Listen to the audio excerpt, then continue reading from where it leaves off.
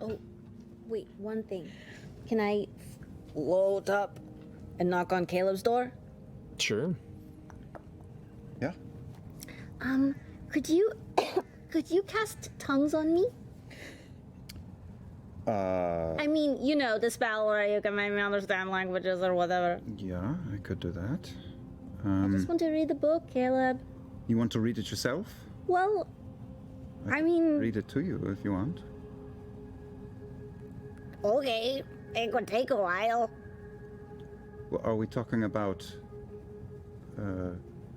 Princeton Cat? The other cute cat with the hat. So I walk us in and sit us down by my fireplace, which has no stained glass window. The furniture in here is pretty nondescript. This is a boring room, Caleb. You really decked everyone else out. Well, it took a lot of effort for you all, so no time for me. Okay, so this is meant for children. Okay. My mother read it to me when I was very little. It's called the Katzenprinz. The Katzenprinz. Yeah. Okay. Once upon a time, in a little house on the edge of a great wide wood, lived a young boy with his mother. The poor boy was sick and spent much of his days in bed, watching the days pass by from a little window in his room. The boy's mother loved him very much, but as it was just the two of them, and the boy was ill of health and frail of form, every day she had to make the journey to town where she worked in the kitchens of the local lord. While she was gone, the boy would mind the house, read one of their precious few books, and observe the bees and the trees. Oh, that rhymes when I translate it. And the birds in their flight as he spent the greater part of his time resting in bed. The boy knew that his mother loved him and that her time away was all for his sake, and he was grateful to her and loved her in return. But it was a lonely life, spending his days rereading some of the same books or talking to the air in their little home on the wood's edge. One day, and this is all illustrated as we go through the I hope you're showing me the pictures. Yeah, I'm going page by page. We're sitting on the couch together.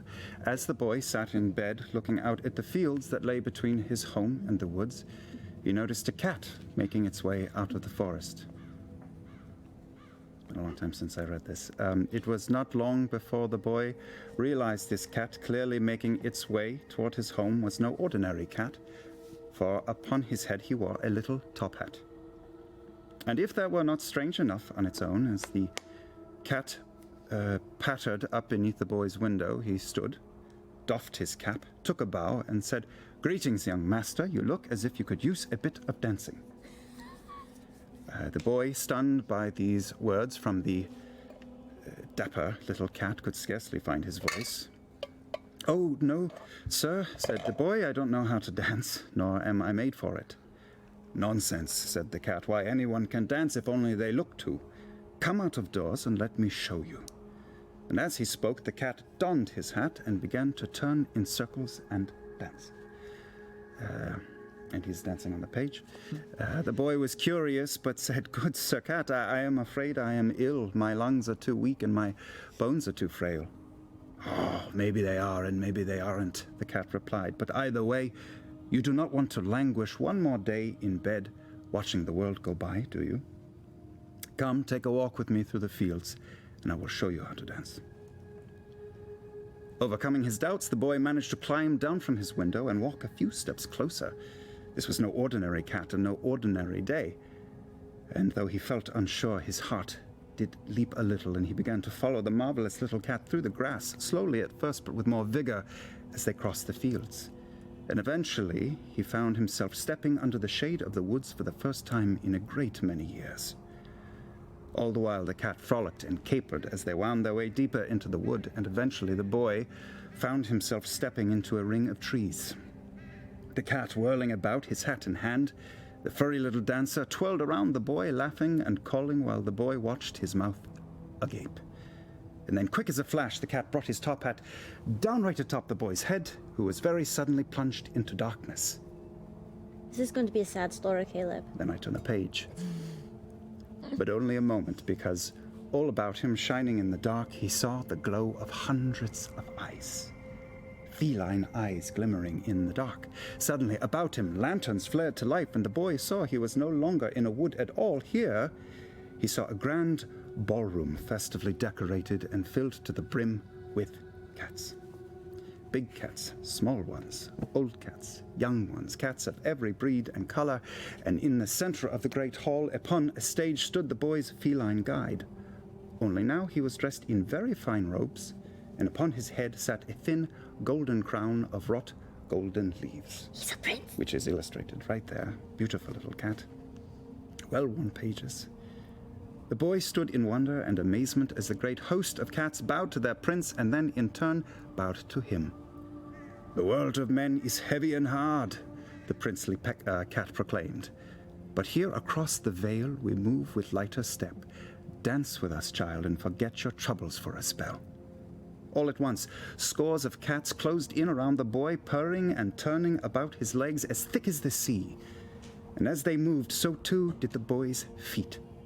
He swirled amongst them like a cork on the water, and before he knew it, the boy was dancing.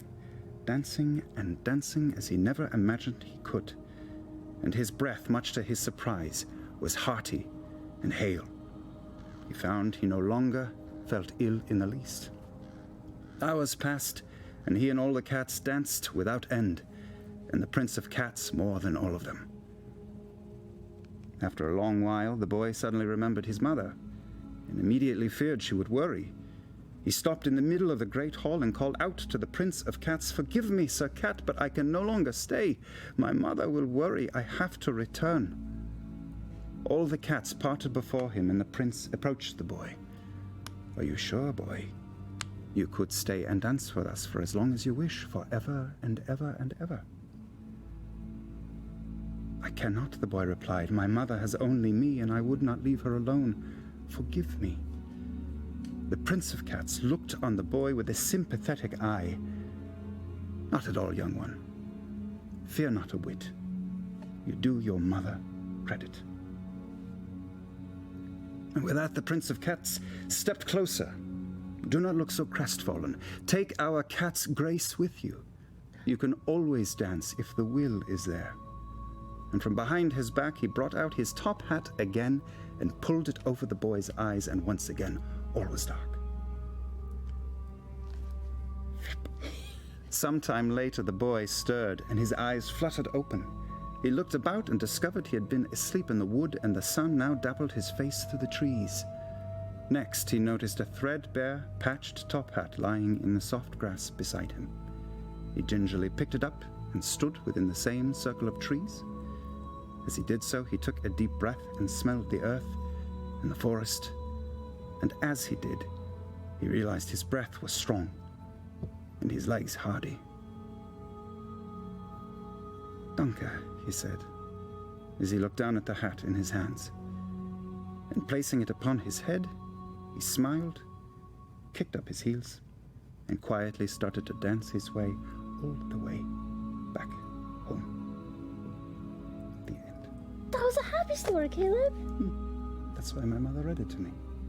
I really thought that, like, the cat prince was going to trap him in there forever, and then he wouldn't be able to go see his mom. Well, a lot of Zemnian stories do end that way. It is true.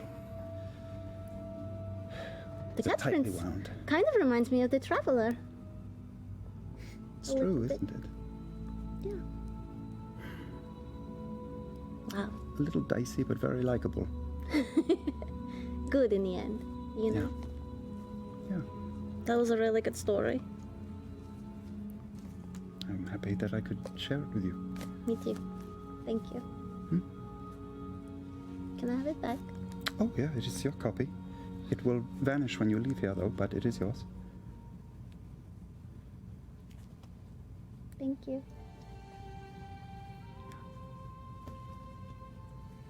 All right. Good night, Caleb. Yeah, good night. Good night.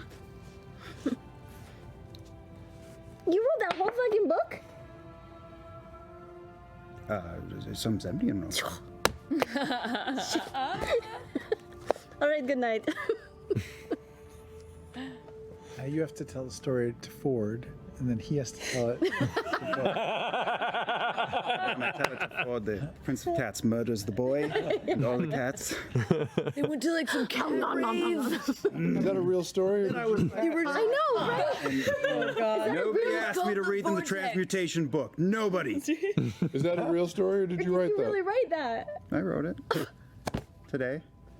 How did You did you not even write know it today. I wrote it today. She asked me to. She wanted to read it a few days ago, so I wrote it today. Nice. It's very well done. That's very sweet. Yeah. Well.